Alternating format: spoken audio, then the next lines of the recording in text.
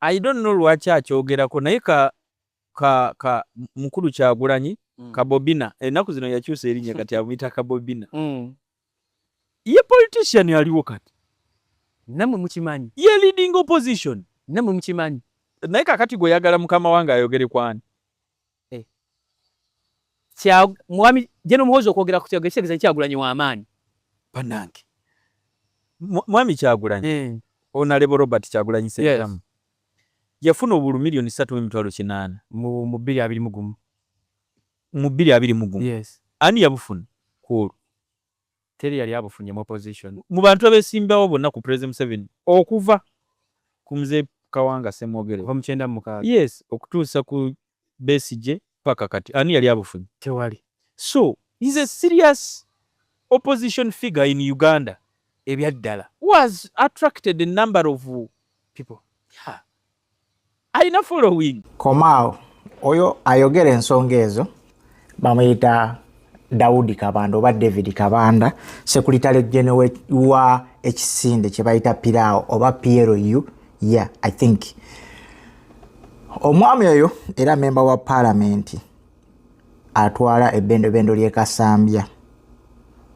era nga agwa mu kibiina kya NRM yayogera ebyo by'owulidde ku mwami Robert Kyagulanyi Ssentamu lwaki nsose nenjogera bwentyo ekyo kikuzzaayo ku bantu abazze boogeranga ebigambo ku mukulu Robert Kyagulanyi Ssentamu okugeza nga Muhammad Nsereko is not serious bali mu bogus politics omanyi he has that nasty talking bwaba wa statements ze ngamba Honorable Nsereko si mu bubi kubanga he always wants to prove a point and he is the wisest man when it comes to political like I don't know even how I can term it but mujje mwetegereze nnyo mukulu Nsereko Muhammad nga ayogera he thinks he's at the top there naye ebiseera ebisinga ngenda neneebuuza if you have this kind of knowledge what have you been doing for all the years you've been in politics that has failed you to change the narrative, to change the movement of politics in the Republic of Uganda? Bakugamba, in the history of the Ugandan politics since time immemorial, ever since they started the presidential elections, no one among the presidential candidates on the opposition side has ever got the highest number of votes turn up like the one acquired by Mr. Robert Kyagulanyi Ssentamu 2021 2026 but yabuti na basajja kukyogera nti bwe kataligirya mwami Robert Kyagulanyi Ssentamu oba muyite Bobi Wine as we speak now would have been the faithful elected president of the Republic of Uganda. Kino kyalibadde kisanja kye kyakumeka kyakubiri in the organization of the country oba in the movement of organizing the country in a proper way nga bwetegeddwa okufugibwa on the rule of law.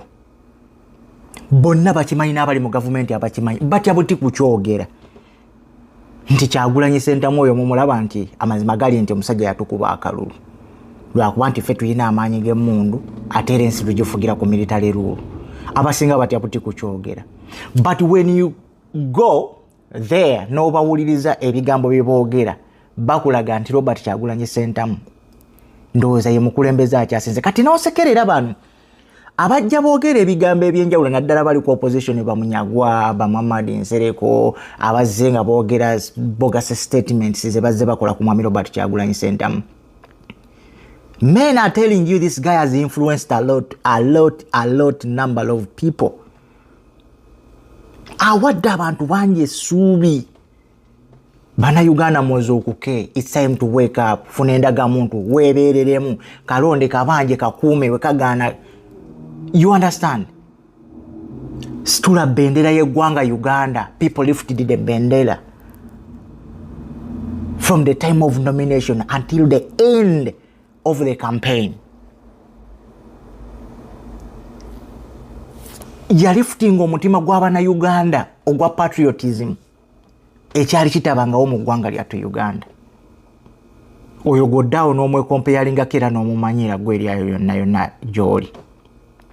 Omusajja ono gwe mulaba yali badde essaawa zino ayogerwako n'okubanga aweebwa ekitiibwa mu ggwanga lyaffe than the foreign countries the way they treat him. Kubanga eno mu nsi zino endala bamutreatinga nga muzira, wabula ffe abaffe abaali badde bagamba nti he has changed the narrative of the politics, he has changed the way people see politics. Fate twagala kubanga tumukakanya simply because twagala mbufu okweteekayo tulabike ng'ate mbu naffe ffe tusinga ebyo byaliko ali mu muzannyo ebyo byaliko akola. Abakulembeze abasinga by'ebyokisiru bye babaamu. Naye ng'endowooza yali badde mu bakulembeze essaawa zino baali badde nti twegasse tutya okwongera eddoboozi ku lya Mwami Robert Kyagulanyi Ssentamu tusobole okutwala eggwanga lyaffe mu maaso, tusobole okujja eggwanga lyaffe mu bufuzi obutafavalinga bannayuganda nga bannansi. Kubanga eggwanga lyonna gye buva ne gye bwenkana likolebwa bantu. Mu ggwanga okukolebwa abantu beerondamu olukiiko olunaagezaako kubanga lubakumaakumira wamu ne bateekawo abo bannayuganda be baba balonzemu oba bannayuganda baba beeronzemu okuvolontiyalinga ne batondawo ekitongole ekya security ekiba kigenda okukuuma bannayuganda ne borders z'eggwanga lyonna oba erya Uganda. Mweyo olukiiko oluba lutambuza eggwanga ne lutondawo amateeka ffenna kwe tunaatambulira nga tegasosodde ebyakyukamu essaawa zino. Naye bano abasajja bwebalaba nga bayisa omusajja ono mu maaso olw'okuba bakulembeze babadde mu politics for a long time. You have been in politics for a long time, but what have you achieved? The guy has just came. He just came just of recent, but he has achieved so many things. N'abo ababaddewo for a long time bye batakoze. We respect Dr. Kano Kizza Besigye.